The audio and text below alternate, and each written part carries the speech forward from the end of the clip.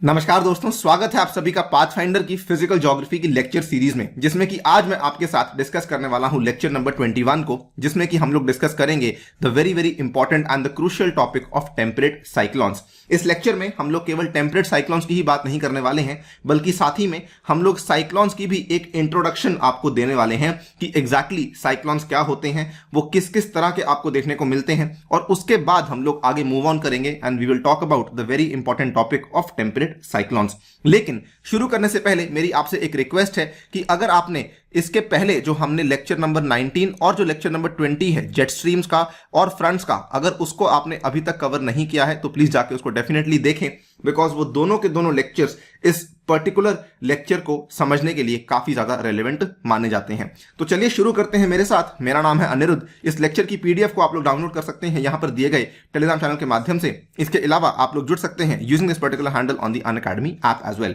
Also एक important announcement, Unacademy का जो एनुअल प्राइस हाइक है वो बहुत जल्द होने वाला है। 16 दिसंबर को आपका अगला प्राइस हाइक आपको देखने को मिलेगा, जिसमें कि जीएस के प्राइसेस बढ़ने वाले हैं ₹2000 पर ईयर से, और कॉम्बो के प्राइस बढ़ने वाले हैं ₹3000 पर ईयर से। अगर आप लोग सब्सक्रिप्शन को परचेज करने में इंटरेस्टेड हैं तो दोस्तों यहां पर आपसे कोड पूछा जाता है, जहां पर अगर आप लोग अनि यूपीएससी कोड को फिल इन करते हैं तो ये फायदे आपको मिलने वाले हैं। मेरी पर्सनल गाइडेंस मिलेगी, व्हाट्सएप ग्रुप में एडिशन आपको करवाई जाएगी, और साथ ही में 20 बुक्स भी आपके घर पे अवेलेबल करवाई जाएंगी।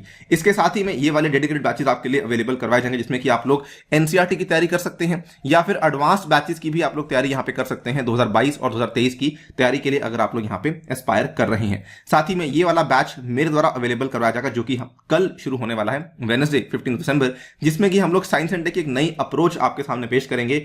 वी विल बी डिस्कसिंग सीधा मेंस एग्जाम के ओरिएंटेशन के हिसाब से साइंस एंड टेक के कुछ बहुत ही महत्वपूर्ण टॉपिक्स को। राइट गाइस, सो शुरू करते हैं साइक्लोन्स के इस टॉपिक को। साइक्लोन्स क्या होते हैं? साइक्लोन्स की परिभाषा काफी इंपॉर्टेंट है। इन केस आपको सवाल साइक्लोन से पूछा जाता है तो आपको सबसे पहले तो उसकी परिभाषा को लिखना बहुत ही इंपॉर्टेंट माना जाता है। Cyclones are basically centres of low pressure. They are surrounded by closed isobars having increasing pressure outward. ये सिंपल सी डेफिनेशन आपको साइक्लोन्स की देनी है। किसी भी किताबी परिभाषा के पीछे जाएंगे तो आप कंफ्यूज हो सकते हैं, लेकिन ये बहुत ही सिंपल डेफिनेशन है, दो भागों में तोड़ी हुई डेफिनेशन है कि साइक्लोन्स जो है ये बेसिकली कम प्रेशर के, कम दबाव के सेंटर्स होते हैं, इसके केंद्र होते हैं, और they are surrounded by closed isobars, यानी कि इसके आसपास आपको आइसोबार्स देखने को मिलती हैं जहां पर सेम आपको प्रेशर देखने को मिलता है, और धीरे धीरे आपका प्रेशर जो है वो जब बाहर आप जाते रहते हैं तो ये बढ़ता रहता है। ये आपकी सिंपल सी परिभाषा है जो कि आपको साइक्लोन्स की याद रखनी है। बेसिकली इतनी सी बात है जो कि साइक्लोन्स के पूरी कहानी को खत्म कर देती है। अब इसके बाद इसके कई सारे फैक्टर्स आते हैं जो कि हम आगे जाके समझेंगे। अब देखिए, air circulation is from outside towards the central low pressure. Obviously हम सभी जानते हैं कि सेंटर में अगर यहां पे लो प्रेशर है और यहां पर आपका हाई प्रेशर है तो एयर सर्कुलेशन कहां से कहां होगी? एयर सर्कुलेशन आपकी दोस्तों हाई प्रेशर से लो प्रेशर की तरफ होगी। इस तरीके से होती है that air blows inwards in the anti clockwise in the northern hemisphere and clockwise in the southern hemisphere. बहुत ही इंपॉर्टेंट टॉपिक है, बहुत ही इंपॉर्टेंट चीज है। इस चीज को लेकर मल्टीपल टाइम्स सवाल पूछे गए हैं। ये देखिए, मैंने आपका बना दिया है इक्वेटर, और ये मैंने आपका बना दिया है नॉर्दर्न हेमिस्फीयर, ये मैंने आपका बना दिया है सदर्न हेमिस्फीयर। अब देखिए, यहां पर हम लोग बात कर रहे हैं साइक्लोन्स की। आपको इसको याद कर लेना है, मैं आपको समझा भी दूंगा किस तरीके से बनी है, लेकिन ये चीज को याद कर लीजिए कि नॉर्दर्न हेमिस्फीयर के अंदर जो साइक्लोन की सर्कुलेशन है ये एंटी क्लॉकवाइज होती है, सदर्न हेमिस्फीयर के अंदर जो साइक्लोन की सर्कुलेशन है ये क्लॉकवाइज होती है। ये चीज को याद कर लो, आगे जाके फिर से रिपीट करवाऊंगा, लेकिन ये चीज को लेकर कई बार सवाल पूछे जा चुके हैं और कई सारे बच्चे इसमें गलती भी कर चुके हैं। ठीक है, अब सवाल ये आता है कि असल में साइक्लोन्स में हमें ये डिफ्लेक्शन देखने को मिलती है तो क्यों मिलती है? बेसिकली इसमें रोल आता है कोरियोलिस फोर्स का। याद करिए, हमने चर्चा करी थी विंड्स के चैप्टर में कि विंड्स को डिफ्लेक्ट करवाने में कोरियोलिस फोर्स का एक बहुत बड़ी भूमिका होती है, और आपको याद होगा कि कोरियोलिस फोर्स जो है ये बेसिकली नॉर्दर्न हेमिस्फीयर में आरएचएस की तरफ, राइट हैंड साइड की तरफ डिफ्लेक्शन करवाता है, और सदर्न हेमिस्फीयर में लेफ्ट हैंड साइड की तरफ डिफ्लेक्शन करवाता है। ये आपका नॉर्दर्न हेमिस्फीयर है, ये आपका सदर्न हेमिस्फीयर है, अगर ये हमारी इक्वेटर की लाइन है। राइट, तो due to the Coriolis force the blowing winds are deflected from their paths rightward in the northern hemisphere and leftward in the southern hemisphere, और इसी की वजह से जो आपका साइक्लोन का आपको विंड ब्लोइंग सिस्टम सर्कुलर देखने को मिलता है, that is all thanks to the Coriolis force. तो जो मैंने आपको यहां पे दिखाया है कि ये घूम रही है पूरी की पूरी, राइट, ये बेसिकली कोरियोलिस फोर्स का ही फैक्टर होता है, जिसकी वजह से आपको यहां पर ये सर्कुलर विंड ब्लोइंग सिस्टम देखने को मिलता है। साइक्लोन्स को कभी कभार एटमॉस्फेरिक डिस्टर्बेंसेस भी कहा जाता है, बिकॉज ऑब्वियसली हमने देखा होगा कि हम लोग रेनफॉल को एटमॉस्फेरिक इंस्टेबिलिटी बोलते थे, सिमिलरली हम लोग साइक्लोन्स को भी एटमॉस्फेरिक डिस्टर्बेंस का नाम कभी कभार दे देते हैं। Now when the velocity of the winds increases to such an extent that they attain the strong force, the atmospheric disturbance or cyclone is called a cyclonic storm। तो कभी कभार आपसे एग्जामिनर ये पूछ सकता है कि what is the difference between a cyclone and a cyclonic storm। तो कुछ नहीं, बेसिकली जब उसकी वेलोसिटी बहुत बढ़ जाती है, जब वो एकदम से बेकाबू हो जाता है, तो उसको साइक्लोन से साइक्लोनिक स्टॉर्म की परिभाषा के अंदर हम लोग रखने लग जाते हैं। ये वाली फिगर देख के आपको काफी अंडरस्टैंडिंग होगी, और इस फिगर में आपको दो चीजों की तरफ ध्यान देना चाहूंगा, नॉट दो, इनफैक्ट तीन चीजों की तरफ आपका ध्यान लेना चाहूंगा। Adjoining figure shows the flow of cyclonic winds in the northern hemisphere in an anti-clockwise direction due to Coriolis force। तो ये जो आपकी फिगर है, ये पहली बात तो आपकी उत्तरी गोलार्ध के अंदर दिखाया गया एक चक्रवात है, ठीक है। अब देखिए इसकी डायरेक्शन ऑफ फ्लो कैसी है, आप देख पा रहे होंगे डायरेक्शन ऑफ फ्लो इस तरीके से जा रही है, इस तरीके से जा रही है, ठीक है, इस तरीके से जा रही है। तो ये क्या है, ये आपका पहला पॉइंट है जो कि आपको ध्यान रखना है कि नॉर्दर्न हेमिस्फीयर के अंदर हमारी जो डायरेक्शन ऑफ फ्लो है, फिर से याद करवा रहा हूं, दैट इज एंटी क्लॉकवाइज। इस चीज से आप लोग सहमत हैं, चलो ठीक है। Second, it also shows the inward flow of the air due to pressure gradient forces and lowest pressure at the centre. Number 1 point हमने ध्यान देख लिया कि ये एंटी क्लॉकवाइज डायरेक्शन में घूम रही है। नंबर 2 पॉइंट हमें क्या ध्यान देना है कि हवा जो है ये हाई प्रेशर से दोस्तों लो प्रेशर की तरफ मूव कर रही है और अंदर जा रही है। यहां पे एल लिखा भी हुआ है क्योंकि यहां पर जो है आपका प्रेशर आपको लोएस्ट देखने को मिलता है, राइट सर। ये आप हाई प्रेशर से आपकी हवा जो है ये लो प्रेशर की तरफ अंदर जा रही है। ये नंबर 2 पॉइंट है आपका, इसको भी आपने ध्यान रखना है। नंबर 3 पॉइंट जो कि काफी बच्चे गलती कर देते हैं, यहां पर वैसे तो केवल आपकी रेफरेंस के लिए लिखा हुआ है ये पॉइंट कि 992 MB, 996 MB, 1000 MB, 1004 MB, 1008 MB, लेकिन ये रेफरेंस के लिए जो लिखा हुआ है ये असल में फिगर्स काफी रियलिस्टिक हैं। कभी कभार बच्चे इसमें केवल एग्जामिनर को शो करने के लिए क्या करते हैं, सेंटर में प्रेशर दिखा दिया 800, फिर प्रेशर दिखा दिया 850, फिर प्रेशर दिखा दिया 900, फिर 950। इस तरीके से प्रेशर्स आप लोग यहां पर नहीं दिखा सकते हैं, बिकॉज ये अनरियलिस्टिक प्रेशर्स होते हैं। अगर आप ये चीज दिखाते हैं तो गलत इंप्रेशन जाता है एग्जामिनर के ऊपर। तो ये चीज करना बिल्कुल भी मत, क्योंकि ये चीज से एग्जामिनर को लगेगा कि इस बच्चे को ये नहीं मालूम कि असल में इतना लो प्रेशर आपका कभी हो ही नहीं सकता है, राइट। सो ये आपके जो प्रेशर्स हैं बहुत रियलिस्टिक होते हैं। 990 से स्टार्ट होता है, 1010 या मैक्सिमम 1020 या 1030 तक जा सकता है, दैट्स इट। इतनी ही रेंज में आपके साइक्लोन्स आपको देखने को मिलते हैं। सो प्लीज इसका भी आप ध्यान रखेंगे। ये आपका पॉइंट नंबर 3 है जो कि मैंने आपको बता दिया। Once again, northern hemisphere anti clockwise, second point high to low, third point realistic pressure की फिगर्स होनी चाहिए सो दैट आपका डायग्राम काफी अच्छा बने। और इन केस साइक्लोन पे सवाल आता है तो ये वाला डायग्राम बनाना ऐसा मान लीजिए कि अनिवार्य है। नाउ बात करते हैं कि साइक्लोन्स की किस्में क्या क्या होती हैं। इसमें कुल मिला के 2 तरह के आपके साइक्लोन्स आते हैं। पहला आपका आता है टेम्परेट साइक्लोन्स, जिसकी चर्चा मैं पूरी डिटेल में इसी लेक्चर में आगे करने वाला हूं। इसके लेकिन कुछ और नाम भी हैं। टेम्परेट साइक्लोन्स को हम लोग वेव साइक्लोन्स के नाम से भी जानते हैं और हम लोग इनको जो है एक्स्ट्रा ट्रॉपिकल साइक्लोन्स के नाम से भी जानते हैं।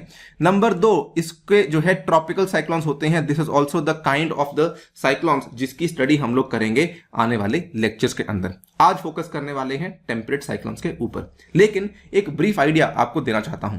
देखिए, ट्रॉपिकल साइक्लोन्स हमने बात पढ़ी थी लैटिट्यूड्स के बारे में कि ट्रॉपिक्स जो आपके लैटिट्यूड्स हैं ये कहां तक जाते हैं, 25 से 30 डिग्री तक जाते हैं, राइट। सो ट्रॉपिकल साइक्लोन्स जो हैं ये बेसिकली आपको 30 डिग्री के ही अंदर देखने को मिलते हैं इन both the northern and the southern hemispheres. लेकिन एक और पॉइंट का ध्यान रखना है कि ये मात्र आपको 5 डिग्री से लेकर 30 डिग्री के बीच में देखने को मिलते हैं। ये 5 डिग्री से लेकर 0 डिग्री के बीच में आपको देखने को नहीं मिलते हैं। अगर मान लीजिए ये मैंने आपका बना दिया छोटा सा धरती का गोला, ठीक है, for example, sorry for the wrong shape of the circle, ये मैंने बना दिया यहां पर आपका इक्वेटर। तो दोस्तों ये जो छोटी छोटी लाइन में बना रहा हूं ये मान लीजिए 5 डिग्री है,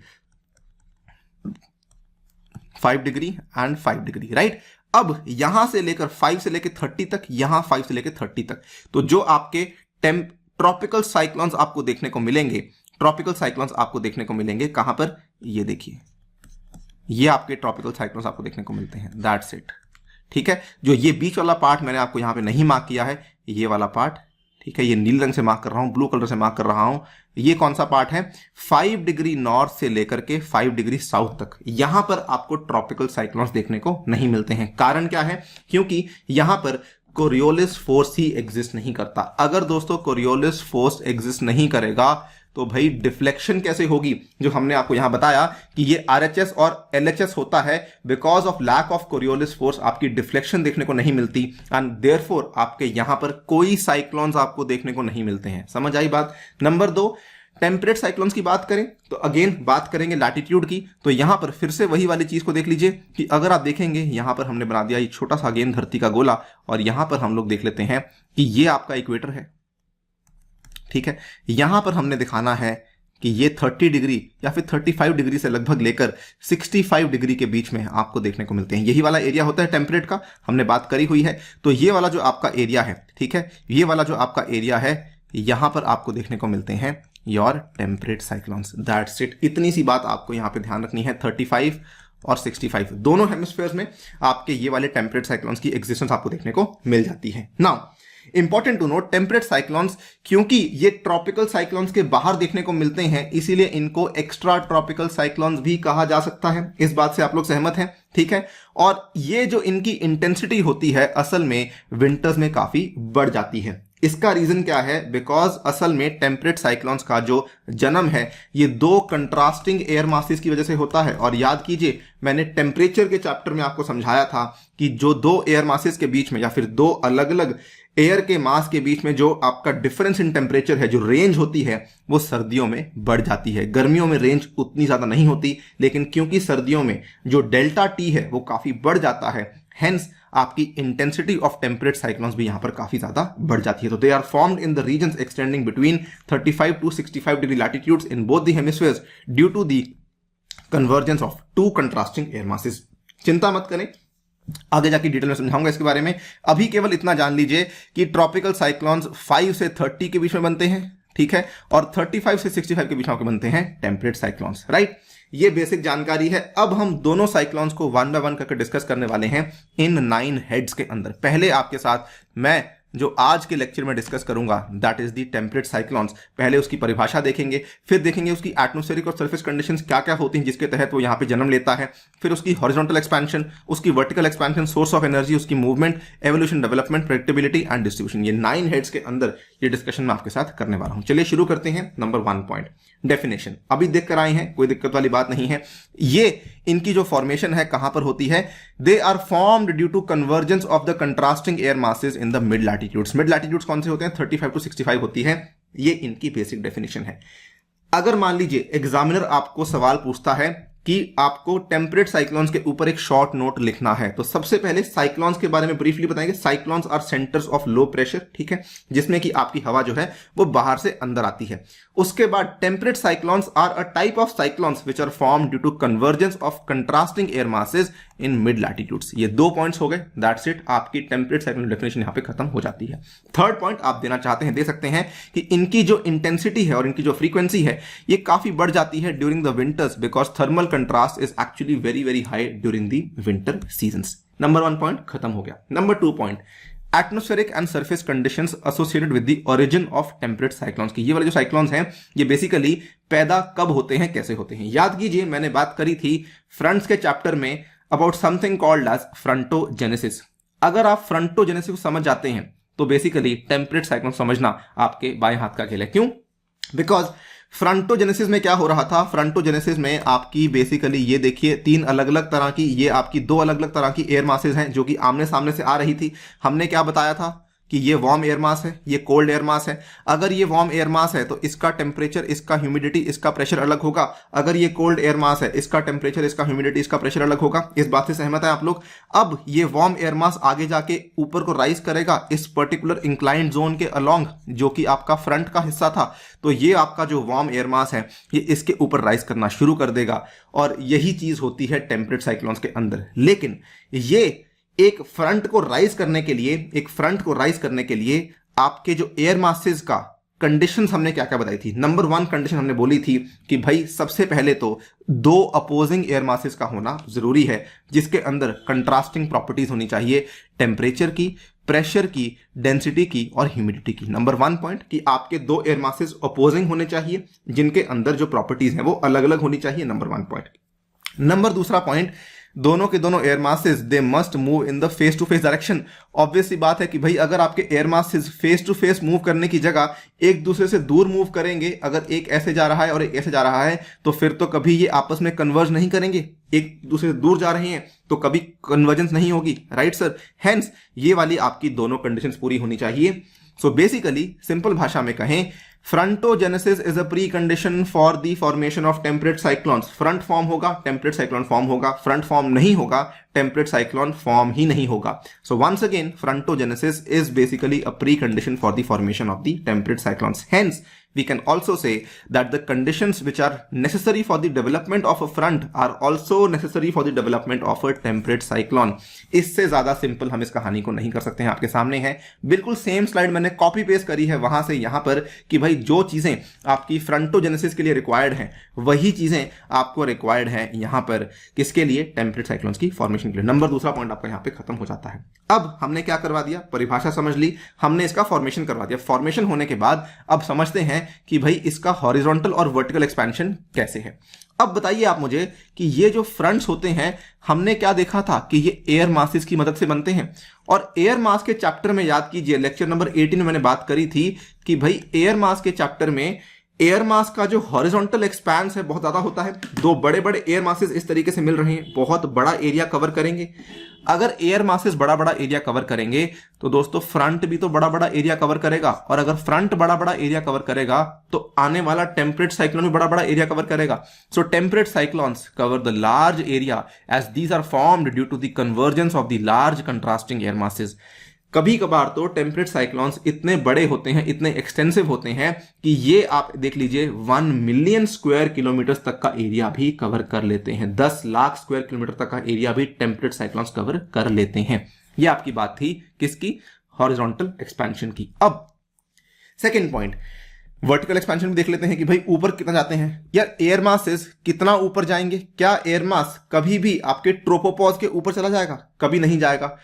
इनफैक्ट ये आपका जो है बहुत ही नीचे तक रहता है। They extend merely up to 10 kilometre from the sea level in the upper troposphere. ठीक है, तो ये आपका 10 किलोमीटर से ऊपर तक नहीं जाता। मान लीजिए ये आपका सरफेस है, ठीक है, ये आपका धरती का सरफेस है, तो ये मात्र आपको 10 किलोमीटर की रेंज में देखने को मिलेगा, because this is the area जहां पर हमारे एयर मासेस फ्लो करते हैं। यही वाला तो एरिया है जहां पर एयर मासेस फ्लो करते हैं। अगर एयर मासेस यहां फ्लो करेंगे तो टेम्परेट साइक्लोन इसके ऊपर कैसे चला जाएगा? नहीं जाएगा। यहां पर एयर मासेस जब आपके आमने सामने से आ रहे थे तो फ्रंट पैदा हुआ। फ्रंट पैदा हुआ तो ये वाली हवाएं ऊपर जाएंगी, ये थोड़ी सी ऊपर जाएंगी। यहां पर क्या होने वाला है? याद कीजिए क्या क्या चीजें? Cooling, condensation, cloud formation, rainfall. वही चीज हो गई। साइक्लोन में क्या होता है? बारिश होती है, रेनफॉल आपने करवा दी। यहां पर आपकी ये वाला चैप्टर भी क्लोज हो गया कि भाई इसकी vertical expansion, horizontal expansion is dependent on कि फ्रंट आपका कितना ज्यादा स्ट्रांग बना है। मैक्सिमम आपके जो फ्रंट्स बनते हैं वो कितने भी स्ट्रांग बन जाएं, लेकिन 10 किलोमीटर से ऊंचाई तक आपका फ्रंट नहीं जाता है। और वहीं पे आपके बादल बनते हैं, और वहीं बादलों के बनने के बाद बेसिकली आपके यहां पर जो है बारिश शुरू हो जाती है। राइट सर, क्लियर है बात? चलो अब नेक्स्ट पॉइंट आता है कि इनका सोर्स ऑफ एनर्जी क्या है। अब वेरी सिंपल, हमने क्या देखा? अगेन वही वाली कहानी। ये आपके दो अलग अलग तरह के फ्रंट्स आमने सामने से आ रहे थे। दो अलग अलग तरह के फ्रंट्स आमने सामने से आ रहे थे। ऊपर कौन सा फ्रंट, ऊपर कौन सा एयर मास जाएगा? ऊपर जाएगा आपका एयर मास कौन सा? गर्म वाला। तो जो गर्म वाला एयर मास जब ऊपर जाएगा, ये वाला आपका गर्म वाला एयर मास ऊपर जाएगा, ये कोल्ड वाला नीचे रहेगा। तो गर्म वाले एयर मास में क्या क्या है?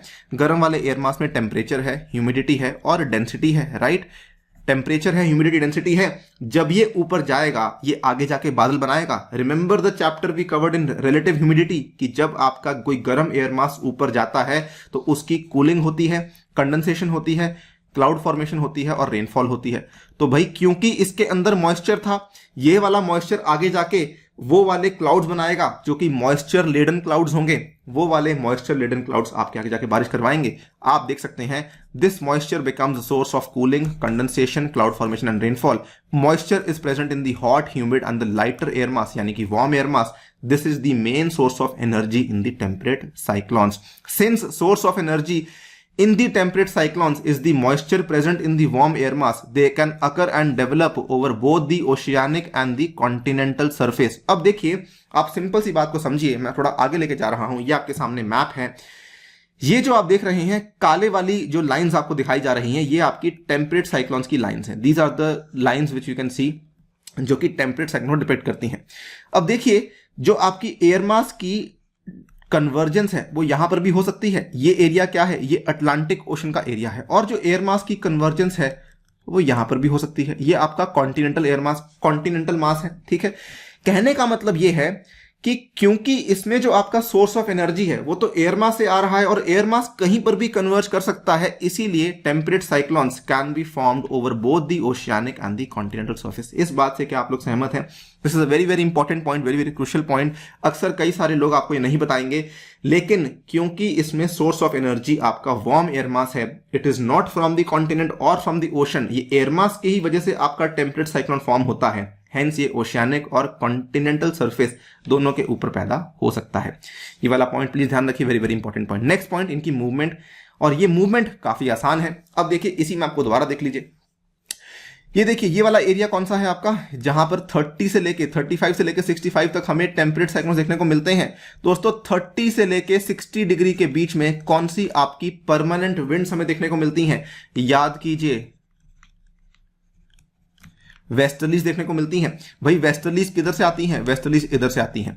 जो भी आपका टेम्परेट साइक्लोन का सिस्टम पैदा हुआ है, जो भी प्रणाली यहां पैदा हुई है, मान लीजिए वो ये वाली प्रणाली यहां पे टेम्परेट साइक्लोन की पैदा हुई है। ये गोला बना दिया मैंने जो कि डिपिक्ट कर रहा है टेम्परेट साइक्लोन का। तो इधर से जब वेस्टर्ली आएगी तो ये किस तरफ जाएगा? ईस्टवर्ड जाएगा, ठीक है। ये आपका वेस्ट है, ये आपका ईस्ट है, तो भाई आपका टेम्परेट साइक्लोन ईस्टवर्ड जाएगा। बस यही बात यहां पे लिखी हुई है। Temperate cyclones are cyclones of mid latitudes and hence they are primarily under the influence of the mid latitudes permanent winds, जिनको कि हम लोग वेस्टर्लीज बोलते हैं। Their movement is therefore eastwards of the origin with average velocity 32 kilometre in summers and 48 kilometre in winters. तो summers में इनकी जो गति होती है वो कम होती है, आपको बता चुका हूं। इनकी इंटेंसिटी समझ में कम है, विंटर्स में इनकी इंटेंसिटी वो बढ़ जाती है। तो ये आपको मैंने 5 चीजें यहां पर कवर करवा दी हैं, आपके सामने हैं 6 चीजें। इनफैक्ट नंबर 1 हमने बात करी इसकी परिभाषा की, नंबर 2 बात करी एटमॉस्फेरिक सर्फेस कंडीशंस की, फिर हॉरिजॉन्टल एक्सपेंशन की, वर्टिकल एक्सपेंशन की, सोर्स ऑफ एनर्जी की और मूवमेंट की।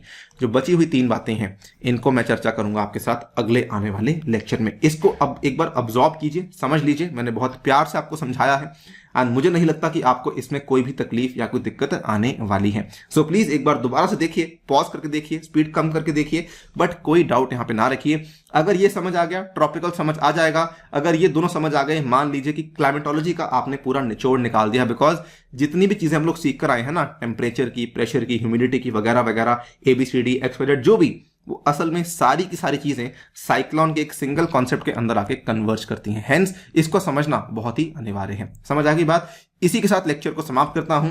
जाने से पहले बताना चाहूंगा कि अगर आप लोग इस रविवार के दिन कॉम्बैट में हिस्सा लेते हैं तो अनि UPSC कोड का इस्तेमाल कीजिए, जिसके चलते आपको स्कॉलरशिप मिलने के चांसेस काफी बढ़ सकते हैं। यहां पर 19 दिसंबर को ये होने वाला है, 11 AM को ये होगा और 60 मिनट्स में आपको 56 क्वेश्चन यहां पे जवाब देने हैं। हमारी टेस्ट सीरीज चल रही है, इसमें आप लोग हिस्सा ले सकते हैं। Thank you for listening, stay tuned and stay safe.